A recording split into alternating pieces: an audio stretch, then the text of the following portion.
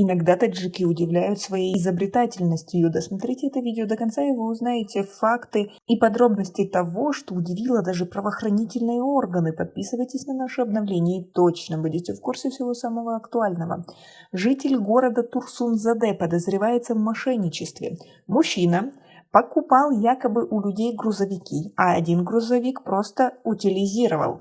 Как сообщает пресс-центр Министерства внутренних дел Таджикистана, в ОМВД-1 района Рудаки обратился 40-летний местный житель. Мужчина заявил, что в сентябре 2022 года 36-летний житель города Турсунзаде собрался купить у него грузовик с прицепом за 170 тысяч самани. Грузовик с прицепом предполагаемый мошенник увез с собой, а вот деньги за приобретенный товар так и не отдал. В сети этого же мужчины попался 59-летний житель района Рудаки, продавший ему КАМАЗ за 75 тысяч самани, но не получивший деньги. Оказывается, купив грузовик, мошенник сдал его в металлолом, а вырученные деньги потратил на личные нужды.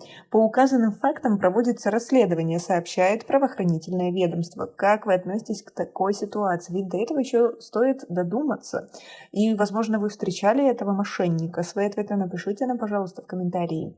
Также житель города Душанбе заплатил крупную сумму, чтобы стать обладателем новой квартиры в новостройке.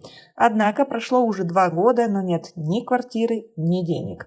Как сообщает пресс-центр Министерства внутренних дел Таджикистана, в ОМВД-1 района Фердовси города Душанбе обратился 37-летний житель столицы. Мужчина заявил, что в ноябре 2020 года 38-летний душанбинец, войдя в доверие, взял у него 361 тысячу самани, пообещав квартиру в новостройке. С того времени прошло 2 года, однако ни квартиры, ни своих денег потерпевший так и не дождался и решил обратиться в правоохранительные органы.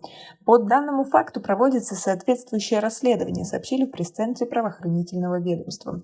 Как вы относитесь к такой ситуации? Ведь в Таджикистане достаточно часто мошенничают по поводу квартир, воруют, подделывают документы, врываются и тому подобное. Это достаточно распространенная проблема, которая обсуждается из года в год. Но самое интересное, что часто жителей обманывает даже предприятия, которые направлены государством, ведь многие компании, которые занимаются строительством квартир, берут у граждан деньги, а тем самым не отдают им квартиры, говоря о том, что нужно подождать, потом и так и идет годами, и люди в конечном итоге не видят своих квартир и вынуждены жить где попало, а правительство никак с этим не помогает. Ведь у них не было никаких рычагов давления на эти компании. Да, в прошлом году они появились, но все равно никаких сподвижек не случилось.